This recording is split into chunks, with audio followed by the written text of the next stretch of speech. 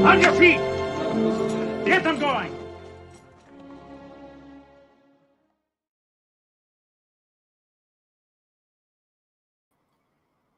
Sorry about that. Hold on a second. Mute.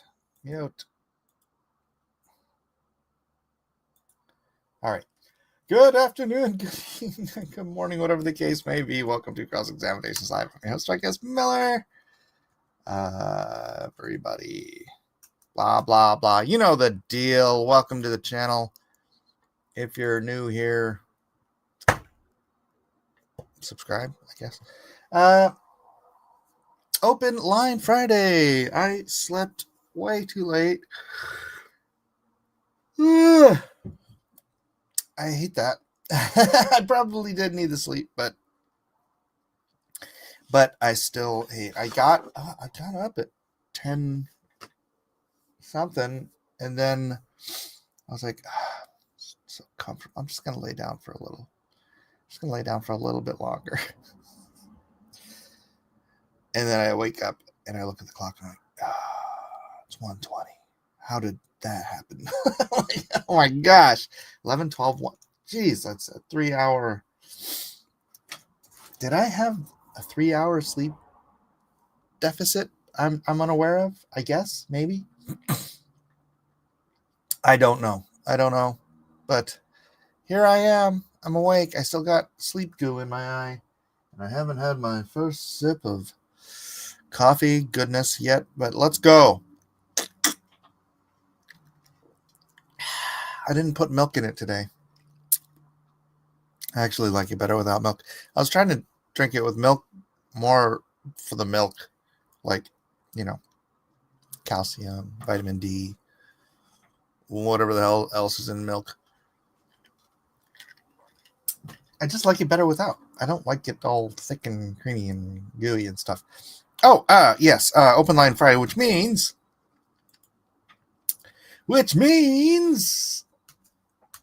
the link is in the chat. Today, Mike's having a Black Russian. Hey, I'm not racist. The Unicornus has arrived. What's up, Justin, Caleb, Tina, Melissa? Who else is here? Is anyone else here? Is that it? Cross examinations? Hey, that's me. All right, let me go slide that over and pin it.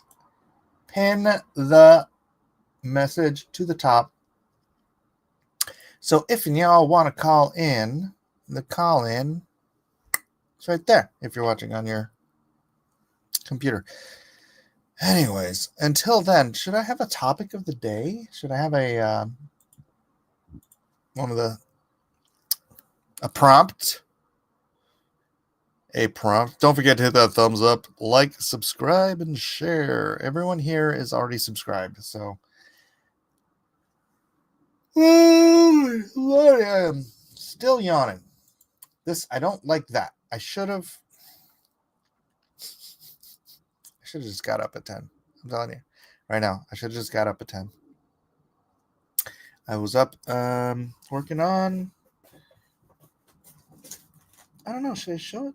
What do you guys think about girls in bikinis? I know this is a Christian show, but it's like, I did this last night. It's girl in bikini.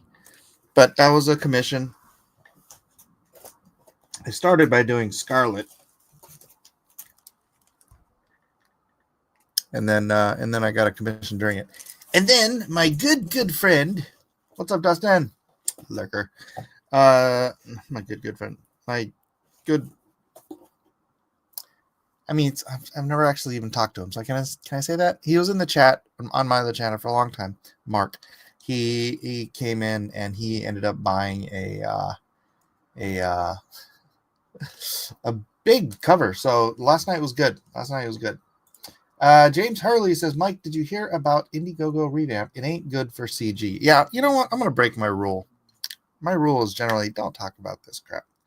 But I have broken it before, so let's break it again. All right. Ironically. So for those who don't know, Indiegogo was bought out by another company, a is it a card? What do you call it? Crowdfunding company, like a card game crowdfunding company. They bought out Indiegogo, something like that. And they're changing some things. And one of the things they changed was they changed their backer accounting on all of the existing and previous campaigns, so that you can see how many people actually backed a campaign instead of how many items were bought, right? Because that's how Indiegogo used to be. So you might have 500 items bought, and it would count it as 500 individual campaigns. What's up, Caleb? I can see your thumbprint. What are you doing with the thumbprint?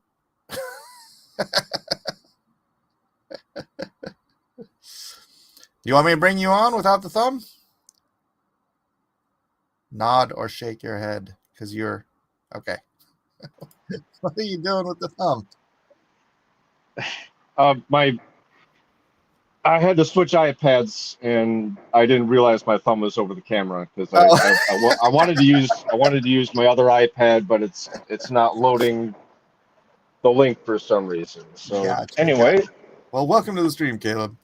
Thank you very so, much. As I was saying, so like on Kickstarter, you could always tell how many actual people are on there, how many actual backers you have. Doesn't matter if they back 12 items. Actually, you're only allowed to back once on Kickstarter. That's the thing about it. So you have to pick a tier where you can get as much stuff as you can. But Indiegogo was different. Every purchase counted as another backer. So now reality has set in so that people can tell how many actual backers you have. And when I went in and saw that, and I should have known this, I realized that between the time, again, I'm talking about some ancient CG history here, between the time of Lone Star 2, which was my highest back campaign, I had over 2,000 individual backers on that, which was fantastic. And then I left CG, and I was character assassinated by a couple of people, actually, to the point where they had gotten pretty much rid of as much of my CG audience as possible. And I lost 70% of my backers, which was crushing to me, because I'm like, well, I think people are reading this book and they like it and they'll want the next one, but apparently they don't read. So, so 70% of my backers were gone. I had 600 some and change backers on my next campaign, but mainly EVS. Yes, Cena, it was mainly EVS. And then John Malin got into it too. What cracks me up is that at the peak, now that we know the actual numbers, at the peak of CG with EVS's Wrecked Planet campaign, he had 11. I think he had, before it counted, something like 13 or 15,000 backers. Now it's 11,000 individual backers, which phenomenal. CG was huge, pumping, big, a lot of people joining. But after the past few years of him, essentially, here's the thing: when we started CG, it was knives out, never attack. It was like, remember when Reagan said, "You never attack a fellow Republican," right? It doesn't matter, because if you agree with 80% of what they believe, you're on the same team. Well, we started, like, the first day in CG was that I was there. It was like knives out, knives out, knives out. It very, very quickly turned knives in when we started assassinating Tim Lim and all these other people. And so, anyways,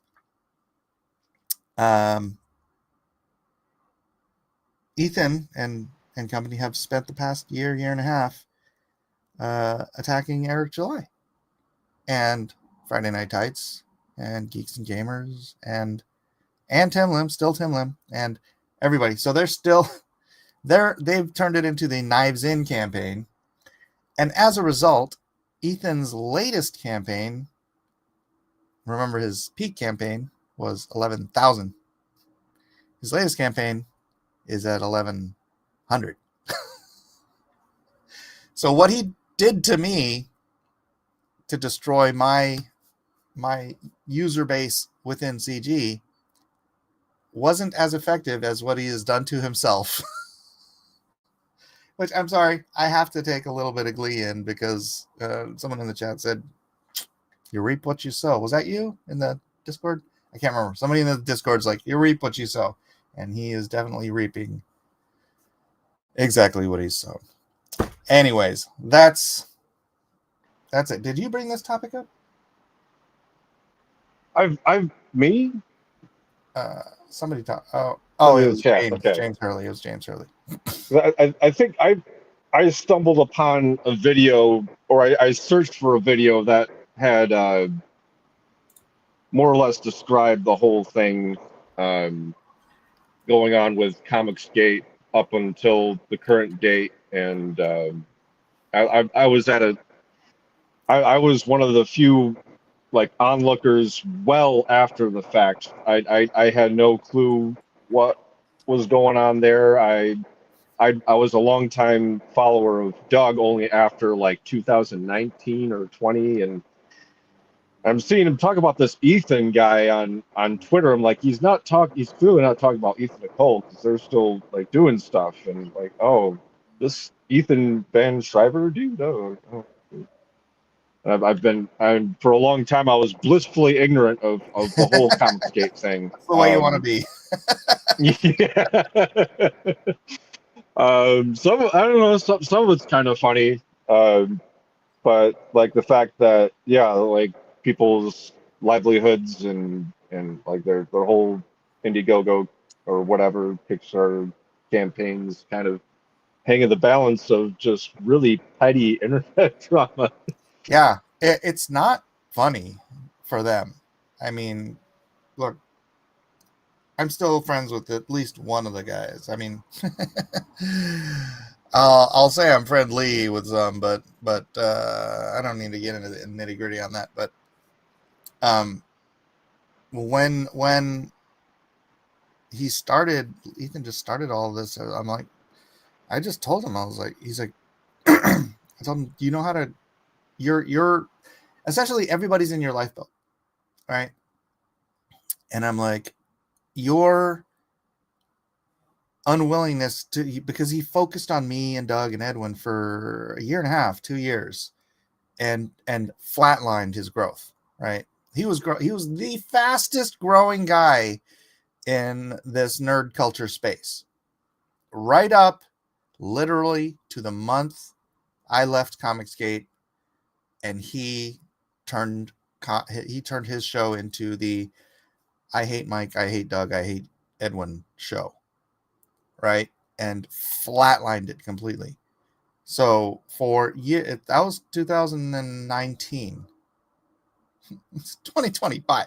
That's 6 years. And then he just, from that point, he just constantly wanted to find other creators to talk smack to, because I guess it kept the super chats rolling in, right? Like when he started talking smack, you know why he does Trashcast every night? Because his viewership had just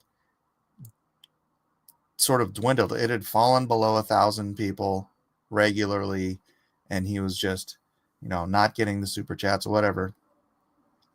He does that first, and he did it to bash Trashcasters, because after Yellow Flash turned on him, and he turned he did the first Trashcast during Yellow Flash's time slot, and the super chats came rolling in because he was talking smack about somebody. And when you're talking smack, someone in the chat wants to talk smack too, and they want their voice heard, so they will pay money to super chat. And so the super chats came rolling in, the viewership came rolling in. His subscriber count did not go up, but all those drama addicts came in, and now he's on like how many episodes? I don't even know. I don't pay that. Hundreds of episodes, I think, of just talking trash about Eric July. And he stopped talking about trash about Yellow Flash because I guess it's just not as interesting for him. And Plus, he's probably a racist. So,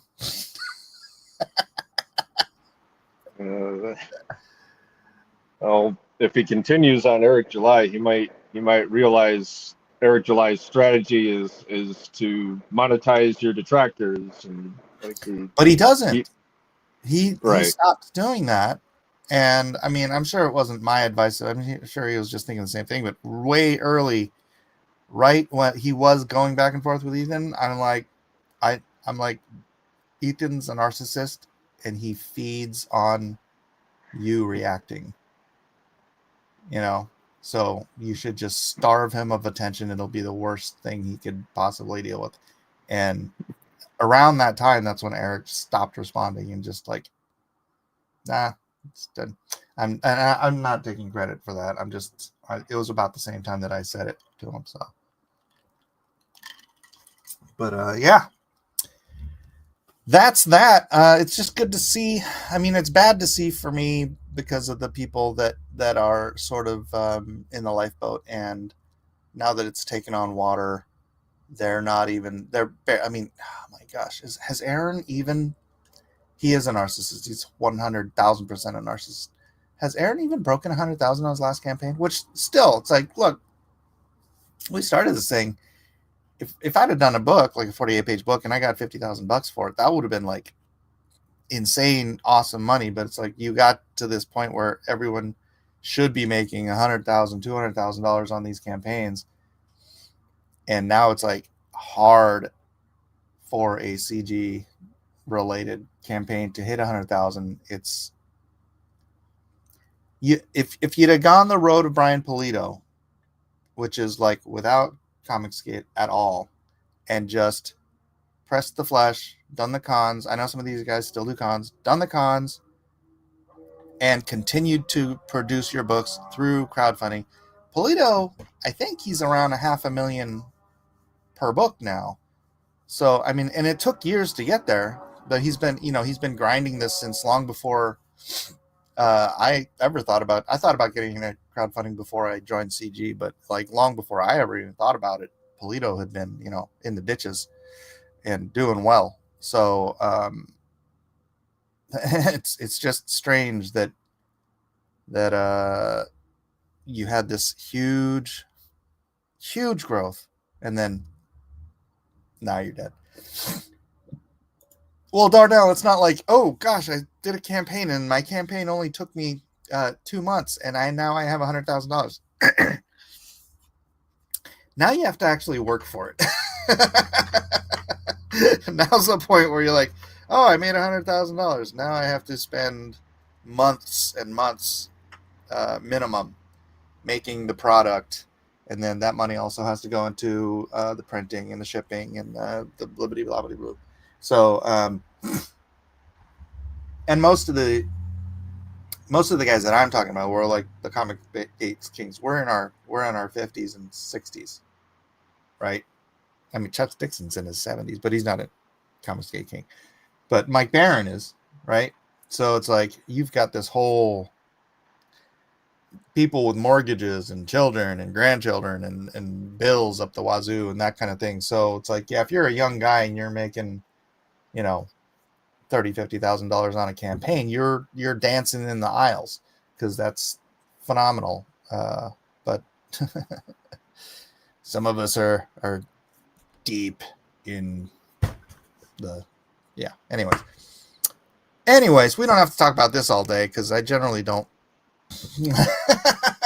Yeah, that's not what I came on for, and I was wondering how much more I can contribute to that conversation. Yeah. So what you got, Caleb? What do I got? I guess it was what I was ranting about. For me, it was at like anywhere between 4 to 6 a.m. a few days ago on the Discord, and it was what triggered that was watching with my wife. I think whether or not whichever episode of The Chosen it was, whether it was the first, second, maybe third, I'm not entirely sure, but like it's showing it's leading up to the calling of the disciples. Peter, and the others on the boats, and Christ tells them to try throwing those nets on the other side there. It's so some parts are very touching in the way that they do things. I really like how they did Nathaniel in The Chosen. So I'm not like completely trashing the show or anything, but I'm not. And actually, what triggered it was seeing Simon in the scene, and his wife is kind of like. It starts with his wife, like, "Oh, you're like stuck, and like you're relying on your own strength," and yeah. I don't know, like it, because I've been there, like I've been in so that's the main topic I want to bring up is being stuck, and more or less not just the pitfalls that you fall into, and in terms of like staying stuck, but also I don't want to say it, but I'll just say it. Some of the silly things that people will tell you when you're in the situation, and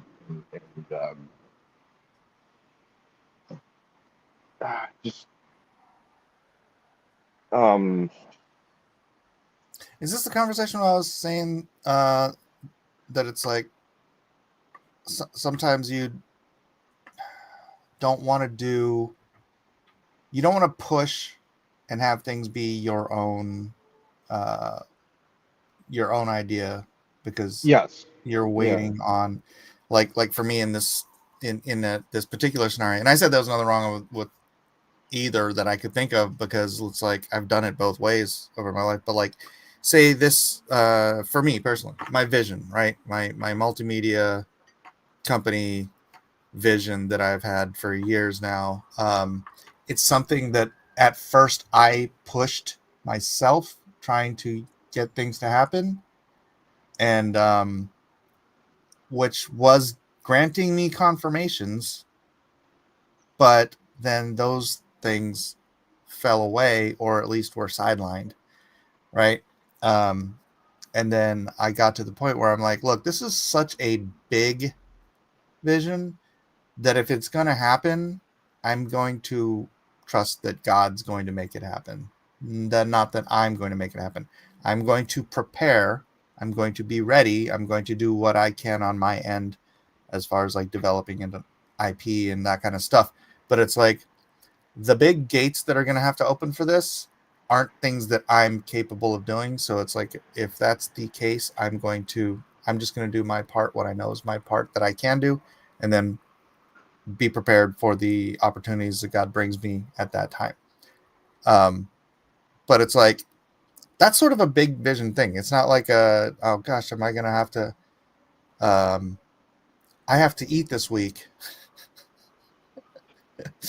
I'm going to wait for God to deliver food to my front door. No, that's not how that works. No, you still need to pay for DoorDash. Yeah. Right.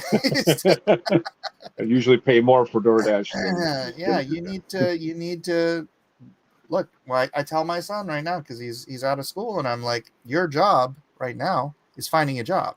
So until you find a job, that's your job, right? It's like that's you do have to look. The sower's got to sow, right? The wheat reaper's got to reap. The farmer's got to plant and water and do all the stuff. God gives the increase, right? So in that case, so I see it both ways, and I see utilizing it in both ways. And for me, the vision, the realization that I'm too small to make the kind of vision I believe God gave me happen, it's humbling. But it's like a reality check. It's like, that doesn't mean I can't do anything. I can do what I can do. Just, I need to realize that I can't do everything. I'm like, oh, I'm going to invest in some token and it's going to make me $100 million. And then I'm going to be able to do all the stuff that I want to do. It's like, no. No. Although that too would be great, God. If you want to make that happen, feel free.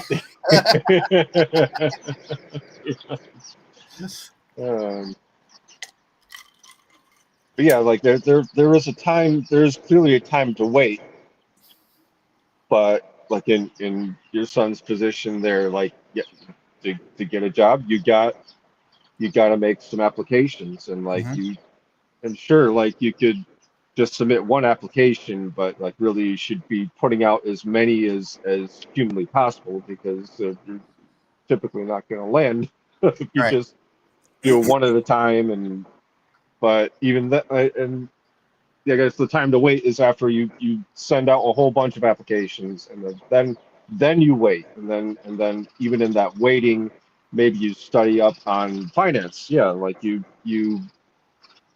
prepare for you with whatever help you can get, especially from your parents. Like you get uh, a savings account. You open a savings account with a reputable, probably local bank, He's already typically, got and that.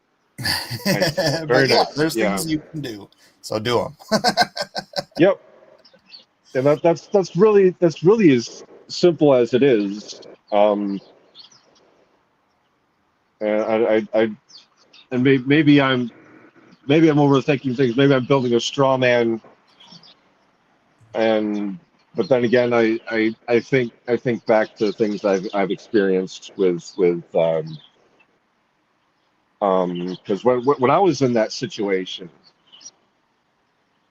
I was around 20 to 21 years old, out of the Navy, because I was discharged for psychological reasons. And um, really, we're going to talk psychology in this too, and I guess I'm going to have to at some point shoehorn in the whole uh, conflict that the modern church seems to have a little bit with with psychology overall, and um, what do I say? So I'm this is around like 2009. Yeah. So I'm in that situation, um, and that's the push. Like, oh, you gotta go to college or something, because you can't stay here your whole life, which is true. But and in my somewhat unique position, what really wound up happening to be the issue that needed to be settled first was my developing symptoms, my issues. um, I it took me that's nine to yeah it took me a little bit over 10 years to finally, like, figure it out, like figure out how to live life and manage these the symptoms. Oh, I can it's schizophrenia.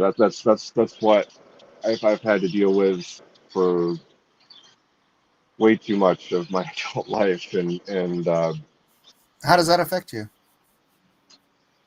personally, like, I I don't I don't necessarily hear or see weird things out of the norm. Sometimes certain sounds, even with my symptoms being well managed with medication and personal self-coaching and other coping mechanisms, like I'll hear a certain sound, and I'll think, oh, my brake alarm for work is going off on my phone or something. Um, and then I look at the time, and it's not break time. Like, yeah, I clearly misheard something. When when when when I'm really going through it, really it comes out in very bizarre, uh, like, fantasy world delusions, and very paranoid reactions to other people around me. And I tend to isolate very, very much. And yeah, I read Isaiah or something and go, oh yeah, that's God telling me to go tell Is it this. is it all at all like related to PTSD? No, No. no, no, I never in my 3-year military career, I've never been in a combat zone, let alone had I ever been shot at. Okay. Um, I mean, that's people get PTSD from other things, but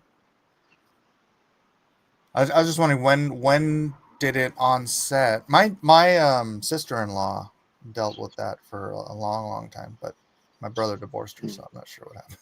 I'm not sure what happened there. But it's tough. It can be tough, especially if you don't take your medicine, deal with your treatment. I'm not sure what the situation is there, but that's what it sounds like to me. If it comes to that, I'm sure if I stopped taking my medication and had a few episodes, I'm sure my wife would. I don't know. God bless her if she didn't, but I know if in that situation, I probably would consider. Um, what was the question again? I'm sorry. oh no, I was just wondering Uh, because like oh, I was mentioned that my sister-in-law had schizophrenia for right. a long time. I don't know if she does still because my brother doesn't talk to her as much anymore. But I was just wondering if there's like a trigger that caused it, like PTSD. You know, PTSD is caused by some sort of a trigger or situational triggering. But and then it's like the thoughts come into your head unbidden, and you can't Yeah. shoo them away. That's why pot helps with PTSD. I don't think that it would help with schizophrenia. I think that pot actually causes Yeah, I was schizophrenia. gonna say like that is not recommended by Right. me or most doctors. So um I Darnell don't asks, may I ask what your guest means by fantasy delusions? fantasy so like I was He starts describing thinking one. men can be women, and I was describing one just earlier where there was a point where I was reading Old Testament prophets and I thought um, it was talking to me specifically to do the same things that the prophets were doing for Israel, for America, that for what the prophets were doing for Israel then. That's clearly what I should be doing for America now. yeah, you're like, I need to go lay down on my side naked for 40 days, and You see, yeah, yeah, folks. If you read the Bible in that way, go seek help. That's I can't stress that enough. Tina says schizophrenia is a complex brain disorder believed to involve a chemical imbalance in the brain, particularly with neurotransmitters like dopamine and glutamate. Yes, that is. I don't know that would help any, but I know lion's mane is has been reported to actually regrow synapses in the brain. Just I don't know. I figure maybe if it definitely couldn't hurt, but you know, it's if some rewiring needs to be done, maybe regrowing some synapses might be helpful. Possibly. I'm no doctor, but I have done I've done some basic psychology courses. Um, it's and actually this helped accepting my treatment was seeing. Yes, it's like diabetes basically. It's a deficiency of your body's neurology to to properly channel those neurotransmitters. So your dopamine is like going way up, and you think you can fly or something, or it's like way down, and you want to you don't care if you can fly, you just want to, Jump. you know, yeah. I gotcha. Yeah. I almost I forget I'm on YouTube, so But he says, looks um, like another call in where you won't get argumentative calls until the last 5 minutes before cutoff. yeah. Probably. I don't know what the deal is with that. It's so weird, right? Darnell says, I do read the Bible in that way, but I am not going to ingest pharmakia to combat it. I am not trying to be adversarial. I just wonder if I am not undiagnosed. I don't know. Well, okay, so I mean,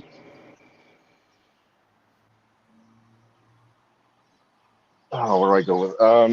So if you think you are personally Isaiah or anyone from the Bible for that matter, really,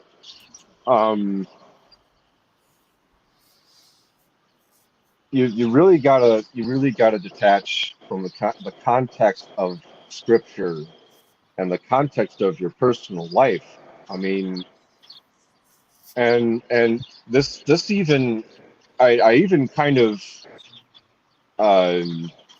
criticize some of the ways that Christianity tends to teach other Christians how to live. Like, oh, you need the faith, like you need to approach this situation like David. I'm not gonna bother with like, oh, where the points where David screwed up. Like, do you understand the significance of David himself? Like, he's in the line leading up to Christ himself. Like, that's not you. That's not me. Like,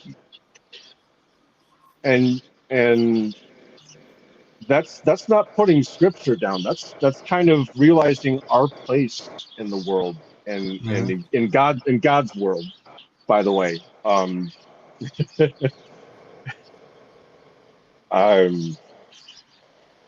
yeah, like,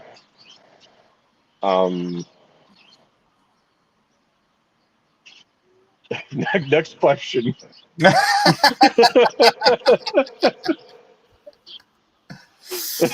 No, but that's true. Not going back to just the schizophrenia stuff, but yeah, it's like all of that stuff is in context, and hey, nobody when like the example it was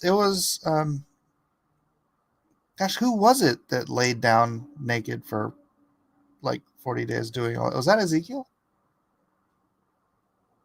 I'm trying to remember. Which prophet was it had to lay down and like 1 day for every day? It was Ezekiel, right? Possibly. And then he had to burn dung and his hair and all that kind of stuff. Yeah, all the weird. Yeah. Like, I've never called anyone else to do that. So if you think that's you, it's not. All right. Yeah. And please don't. Yes. And the significance of that, like, was telling the Israelites, like, your time is gonna come, exile is gonna come, like. Yeah.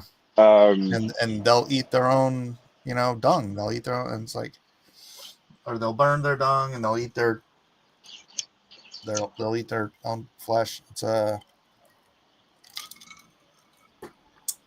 America's not going into Babylonian exile anytime soon, so relax. Would I deny that it's maybe somewhat, if not very much, deserving of that, with like things like abortion and pornography? It's that word. Well, and that's another thing, because people keep. I mean, we're so used to this being one country, but this is 50 countries. Right? And even California is the size of, and there are certain places in California that I think absolutely do deserve that, right?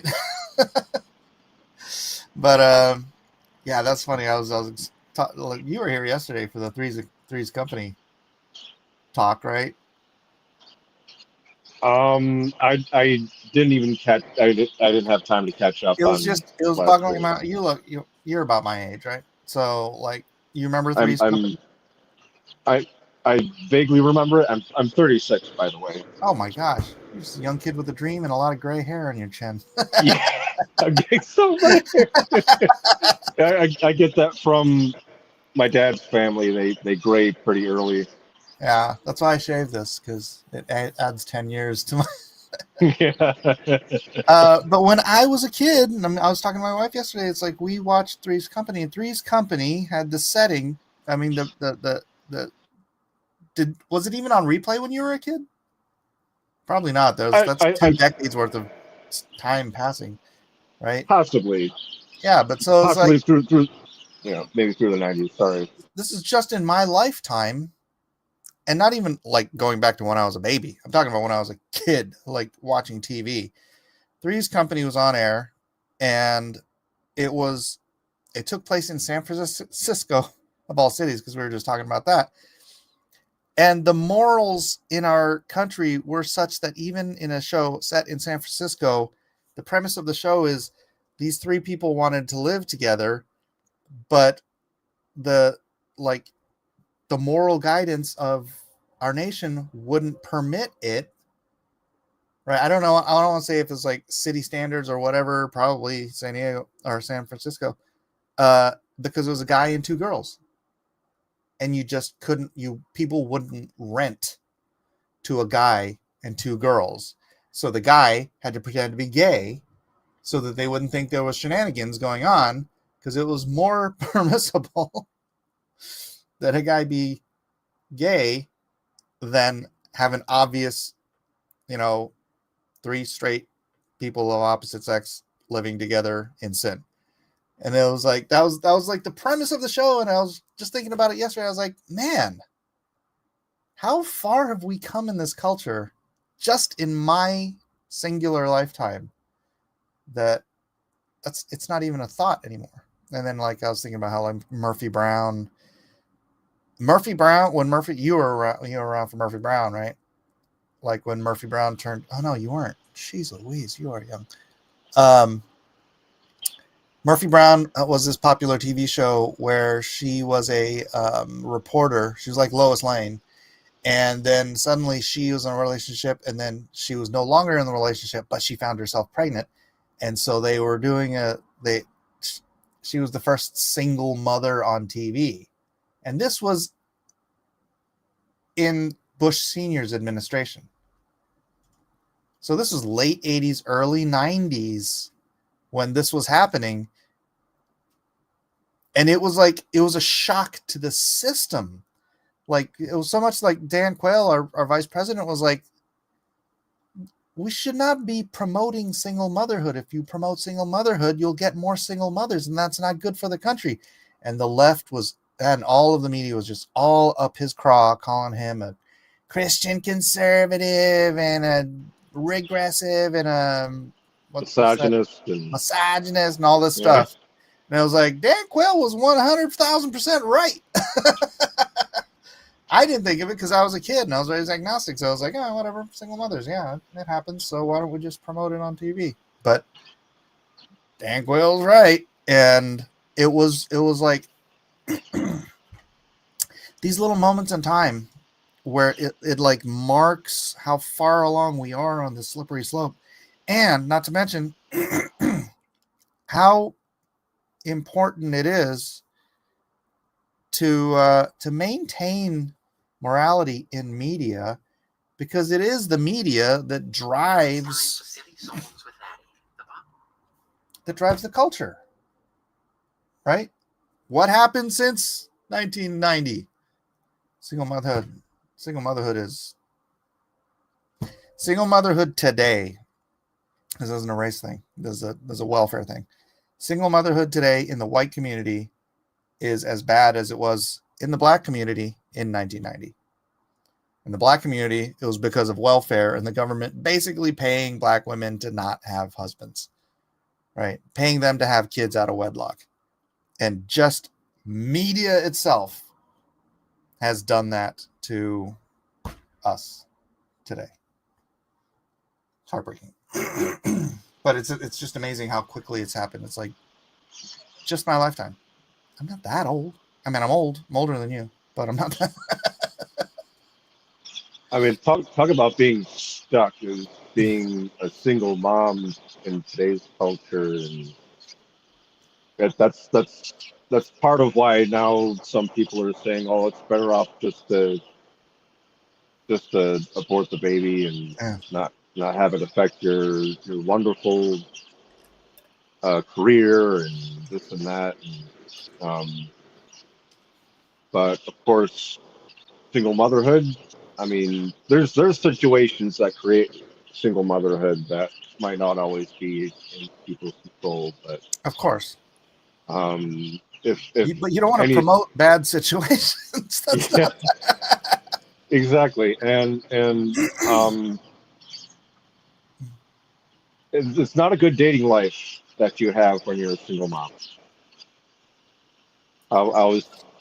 I was talking with some coworkers earlier this week, and I think it was last week.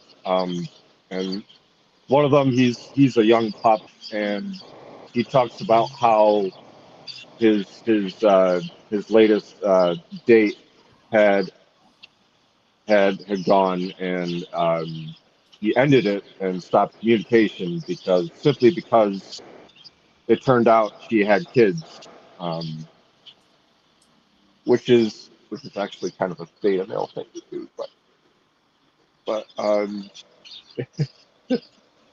and I say that being someone, because when I was in the dating sphere for a long time, that was my mentality as well, um, for a little bit, getting in my 30s and going, well, maybe, but Well, you know, yeah. when you're when you're young, that didn't used to be an issue.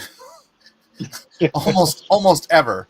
But you know, once you're hitting your 30s, you know, the dating pool narrows, and it's and you've always Exactly. had that situation whether a husband has died or a husband is divorced or whatever. It's like, you know, women are that's gonna be an issue. Hey, can you hold on just a second or talk? I gotta go check on my wife real quick. Oh, okay. Yep. So yeah. Hello, chat. Let me use my other iPad here to put on a mute so I can actually see the chat here. Okay, so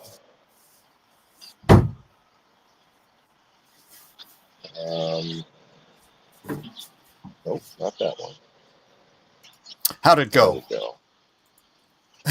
Swimmingly. Hi, Amy. Oh goodness. Okay. Amy says, my brother had coworkers who wanted to rent an apartment. It was just two girls who were friends. The neighborhood was so bad, the landlord wouldn't lease it to them without at least one man for protection. All right, that's a whole different story. John says, I got cheated out of having a family of my own. I've dated a few women with kids. They all dumped me when I was getting close to the kids. I could tell the kids wanted a father figure. Oh, my goodness. Oh, my goodness. Well, you're I not think, cheated, yeah, John. You're on pause. and actually, I think that reflects more on those particular mothers because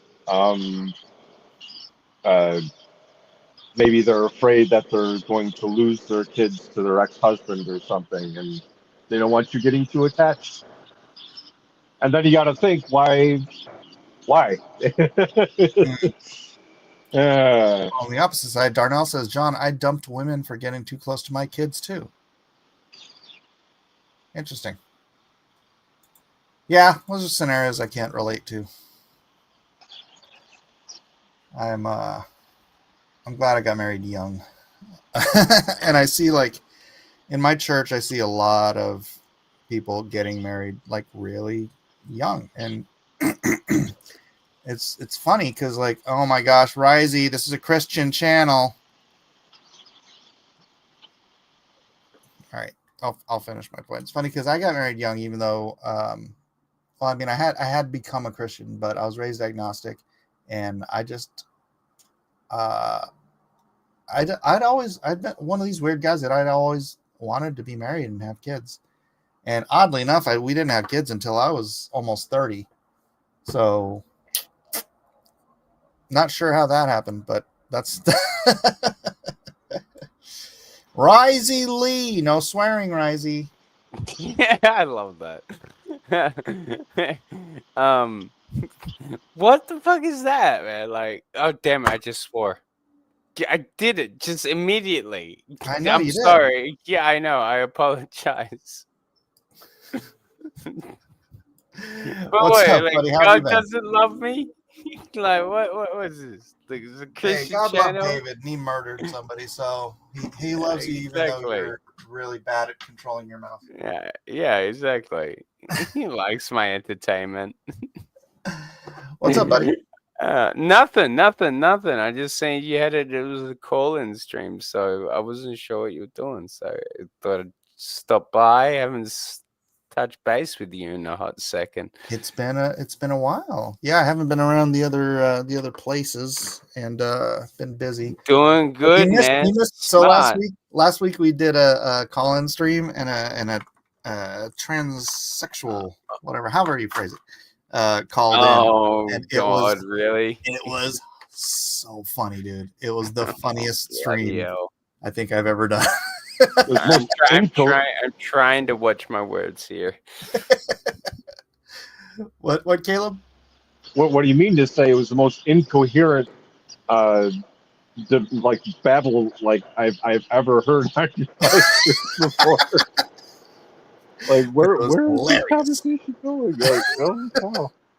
I know, like everybody's coming in and saying, "Gosh, Mike's way more patient." It's like it wasn't that I was being patient. It's that I just thought it was so funny, and so it was like such bad, like you're saying, incoherent, right? It was such bad argumentation that it was cracking me up. That he thought he was like so smart and eloquent and blah blah whatever, and it's like he's like it's just like a certified G or some shit. Damn it, that's technically a swear word too, isn't it? it is here, yeah. Yes, fucking hell. I'm fucking. All right. God damn it. It was great to see you, Risey. Yeah, I'm gonna bounce, man. Thank you for having me on. All right, man. See you later. God darn it. He's got we all heart. have those. He's got a good heart. He's got a bad I mouth.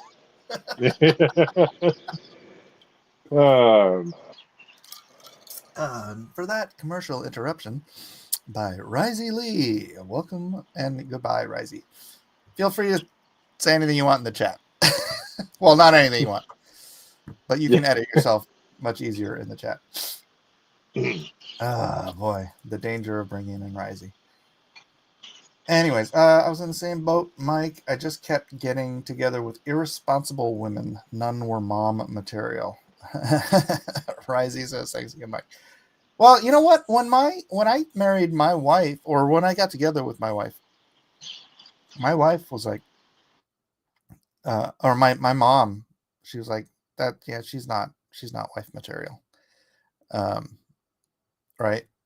And because she was like, I don't know if I want to say spoiled, but like she wasn't a cleaner, she wasn't a cooker, she didn't know like sort of the basic stuff because her mom did everything for her. So she was the apple of her mom's eye. So she was like, she even did her homework for her at times. And so she really kind of was tabula rasa when we got to her. But I just loved her, and like, you know, over time maybe that's why it took until I was almost 30 to have our first kid, because it just took her time to get to that place. But she did. Just because someone, quote unquote, isn't mom material at the time doesn't mean their instincts can't kick in when they have kids. Because my wife's a great mother. She's a fantastic mother, and she's a fantastic grandmother now too. Hey, congratulations. Yeah, I'm so stoked, man. So Um, stoked. The little one is so cute. Oh, should I show pictures? I was getting a little. Actually, maybe you know what? I'm save not it. the type of person that gets really iffy about showing pictures, but I'll just show you. I could tell stories of some in-laws, in-law family. Oh, You look so worried.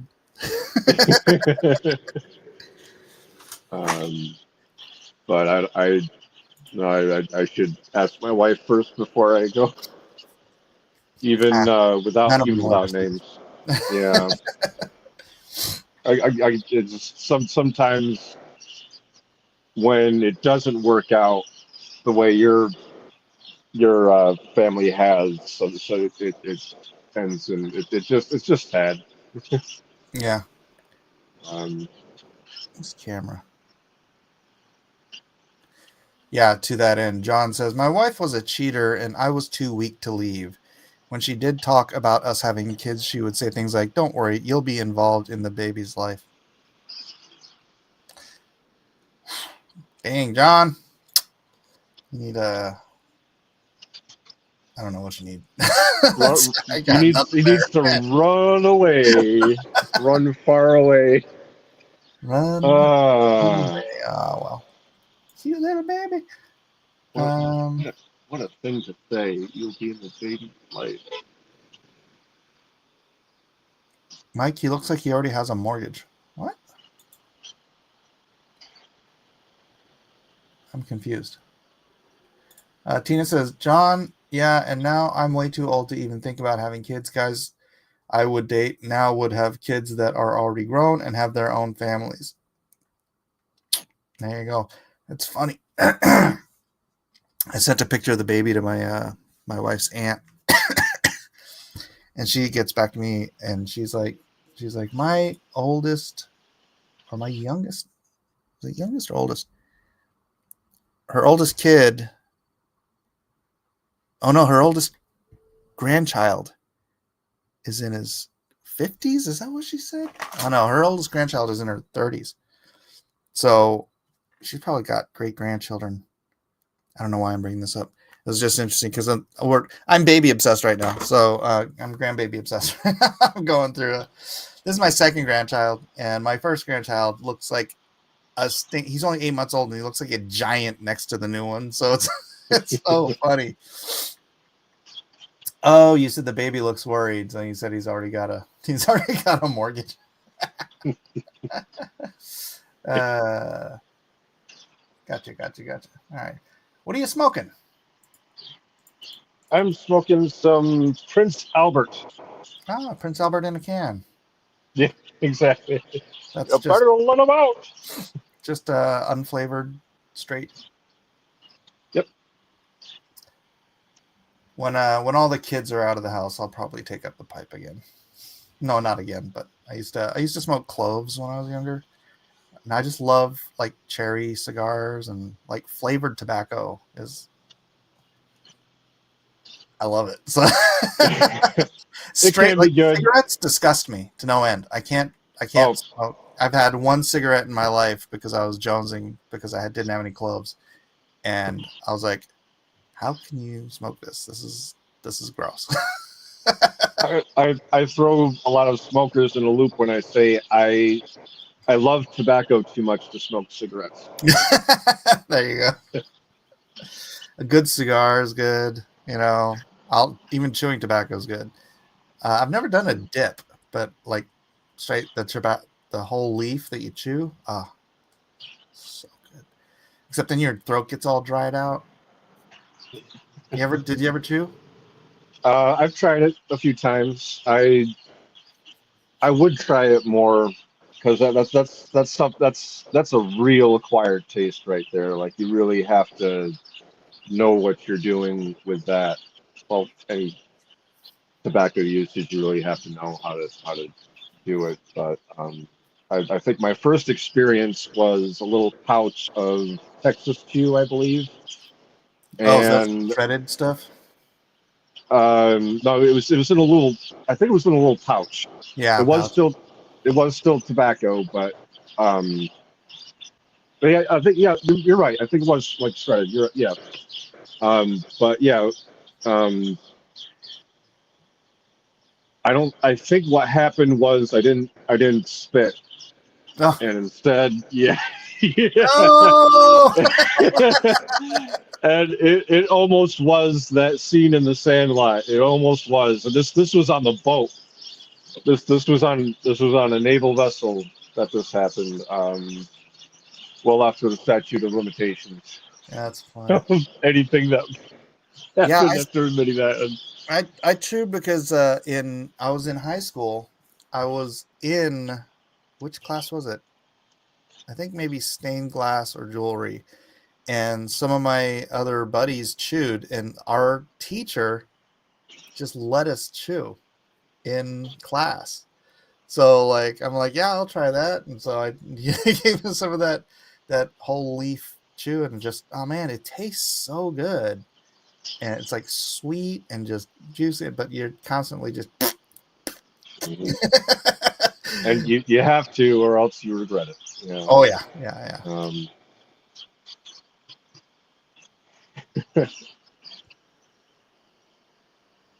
Good times had by all. Anyways, we're over an hour. Caleb, thank you for joining me and making this hour fly by. It was good times. Yeah. Good to get to know you face to face for a little bit. You know what I'm saying? Yeah. I am on YouTube, Caleb Ciacelli. I'm on Discord. I shared some videos in the music channel. Yeah, this was a great time. I hope I can do this again if you don't have any other callers. Yeah. Rock and roll. Or Rizzy Lee can come in here and drop some bombs. All right, thanks everybody. God bless. Hit the Discord, and we'll see you guys on Monday, I think. God bless.